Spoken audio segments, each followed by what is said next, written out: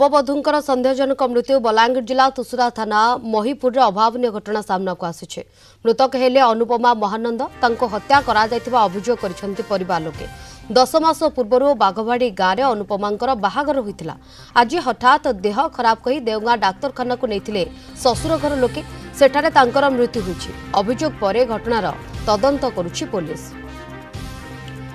अधिक सूचना पे आम सहित फोन लाइन जोड़ी होती बलांगीर ब्यूरो हेड चितरंजन मिश्र। चितरंजन, नववधूंकर सन्देहजनक मृत्यु को नहीं खबर सामना को आसुची, तेबे केमिति आंकर मृत्यु है? परिवार लोकंकर कहवा कथा कौन, ससुर लोकंकर कहवा कथा कौन, सूचना कौन बाबद?